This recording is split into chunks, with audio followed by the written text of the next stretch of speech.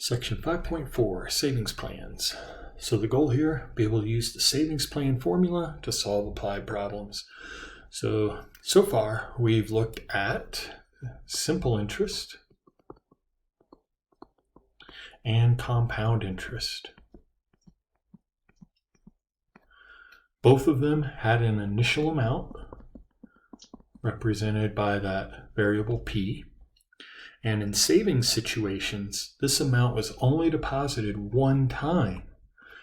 You put in $100, and after that, the only thing that was added to the account was interest. You only earned interest after that. Compound, you earned interest on the interest, but you still didn't add any extra deposits to the account. So in order to really build up savings over time, it is important to make more than one deposit. And there are many ways to do this. In this class, we're going to focus on regular payments that are the same. So there's a lot of different ways to do this. It gets much more complicated. As an introductory level course, we're going to assume that we're going to put in the same amount at regular intervals. So like every month we're going to put in the same amount, or every year, or every 3 months, or every week, however you're going to do it. It's regularly spaced intervals and it's the same amount. So that's going to be the assumption with all these problems that we see. So the savings plan formula, looking at this, it's based on compound interest. You'll see in the formula, there's this aspect of it that's compound interest. But instead of just one deposit, there will be many. So how is it going to look different from compound interest that we saw in 5.3? Well, the way that this works, the deposits are made at the end of the year. And you can kind of think about this, if anybody's ever, got a major loan for like a house or a car, especially a house, it's like, oh yeah, you don't got to pay your first payment until, a month later. It's like, woohoo, no payment in the first month. Well, really you are paying in that first month. It's just you're paying at the end. And the way that these formulas are designed that we're going to work with is that they assume that you're putting things in at the end of the time period, at the end of the month, at the end of the week, at the end of the year. And there's other formulas that deal with it when you pay it in the beginning, but that's not the common formula that's used by most people. So if you're wondering, it's, if you're like, hey, why do I have to pay in the first month? It's the way that the certain formula they're using, it's just designed so that everything happens at the end of the period instead of in the beginning. So into year one, you would have $100. If we're assuming a $100 deposit. So you put in that $100 at the end of year one. At the end of year two, you put in another $100. So this is where that regular deposit comes in. But now at the end of year two, you actually do have some interest being earned. And I'm going to do it this way, sorry. So you do have some interest being earned. We're going to earn 10% here. So 100 times 1.1 using the compound interest based approach would give me the amount of interest for that year one deposit. And if we figure this out, we would actually have $210 now at the end of year two. So at the end of year three, and let me move this down a little, sorry. There we go. We would have the 100 that we just put in at the end of year three.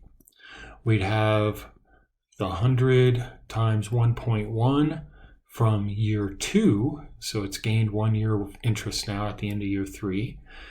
And then that original amount that we put in has now accrued interest for 2 years.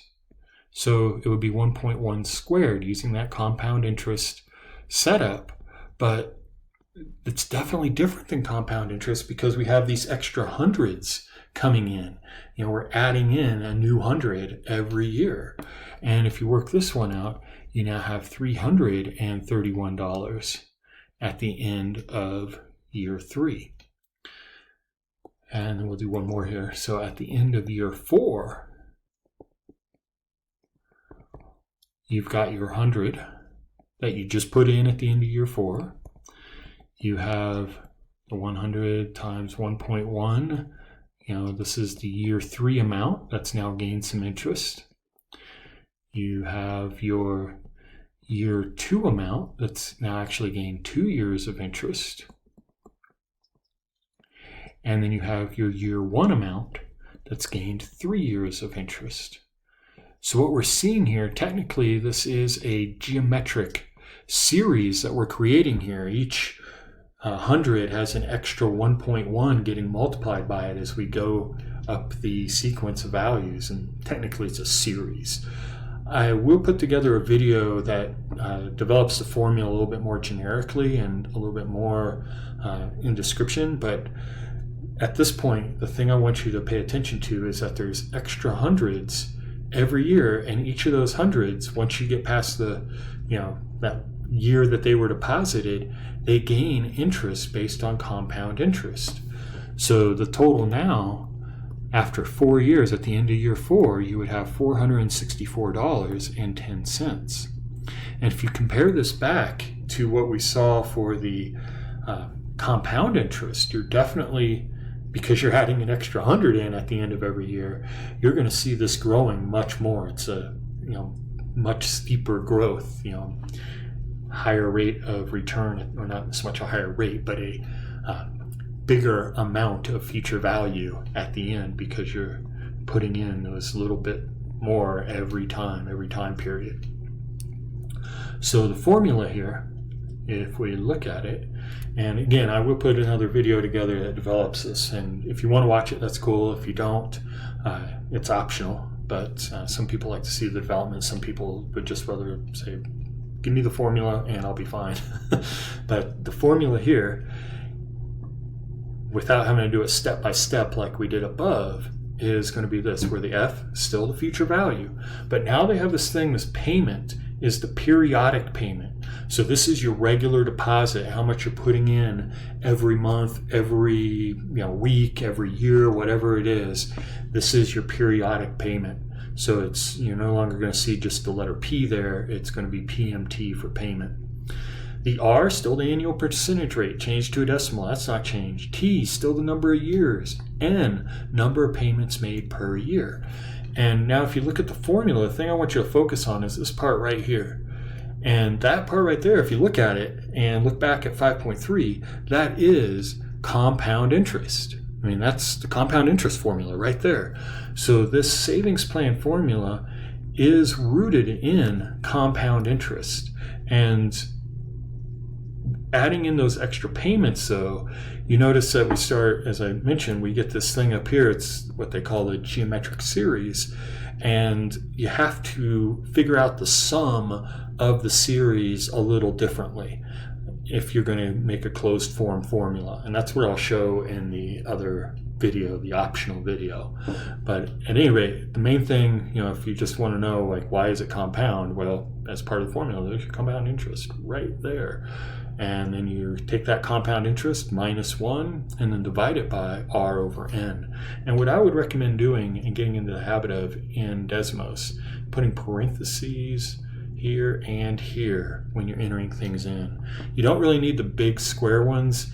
It's more important that you have the numerator separate from the denominator with those parentheses that I added in there.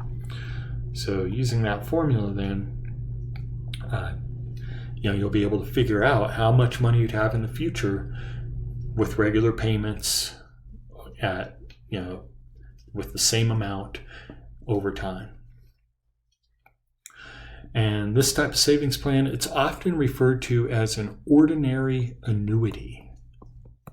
So if you ever see anybody mention ordinary annuity, and the homework uses this terminology more in savings plan, but an ordinary annuity, and make that look more like a U there.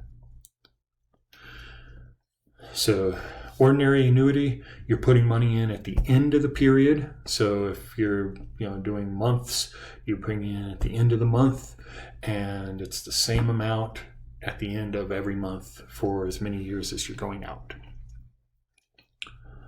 Okay, let's see here. Got some time for an example. So, excuse me. Example 1, Isaac is saving $100 a month and putting it into an account earning 4.5% APR per year. So now we have to look at this and ask ourselves, what is the key words, or what are the key words that will tell me that this is an annuity, that it's a savings plan? Well, there's a couple of things here. Right here, when I see saving $100 a month, it's not just depositing $100 and then, waiting so many years. Isaac is putting away $100 a month. And that key little piece there, that's what tells me that this is an annuity. And you always got to be on the lookout, because you're going to see a lot of similar things thrown around. We're seeing similar numbers being thrown around here. You got the rate, you got the compounding time, you got money that you're putting into the account. So you got a lot of similar things here, and you got to really look for those little details that tell you whether it's simple interest. They'll usually say it's simple interest, so that one's a dead giveaway. Compounded, they're often going to say, if not always going to say, compounded monthly, something like that. So that's a dead giveaway. But for these savings ones, you got to look a little bit more subtly and recognize that they're saving a certain amount every time period, in this case every month, and that's your giveaway. That's an annuity. So this is going to be the payment, and then a month, this tells me that N is going to be 12. So they're not going to try and trip you up here. As you go on in math, when I was in grad school, I did some interest classes, or a class on interest, and basically it was something where you could have different compounding periods versus how much or how many times you put in money per year. Like maybe you only put it in every 3 months, but with compounding every month. And there's formulas that deal with that. We're not going to see these in this class though. If they tell you it's a month, then you can assume your payments are a month and the compounding is every month. So they're going to keep the payment period and the compounding period the same in this class. If you go on in math, as I said, you might see something different. But at any rate, payment is 100, N equals 12 because of the month. R, we're going to have 0.045 here for the 4.5% APR. And then in part A, at the end of 5 years, so this is going to be the T. So when I see that annuity, I could come down here right away and start writing down this formula. F equals payment times parenthesis 1 plus R over N to the NT power minus 1. And then all over parenthesis R over N, and close that parenthesis. So plugging in the information that we have, we'll have this 100, 1 plus 0.045 divided by 12, raised to the parenthesis, 12 times 5 power, and then minus 1. Get that power in parentheses as well to make sure that you're telling your calculator to do what you really anticipate it to do. And then down below, 0.045 divided by 12. So this formula, you can go over to Desmos, type it in. I'm going to go ahead and do that. So typing in, you just do 100, parenthesis, 1 plus 0.045 divided by 12, right arrow to get me out of that denominator, shift 6 to get into the power, parenthesis, 12 times 5, close that parenthesis, right arrow to bring it down out of the power, minus 1, parenthesis, divided by parenthesis 0.045 divided by 12, right arrow, and you can see now it gives you that value, 6,714, and we'll round to 56 cents. So going back over to the notes, we would have $6,714. And 56 cents is the total that Isaac would have after 5 years putting $100 a month away. I'll pick up with parts B and C in part 2 of section 5.4.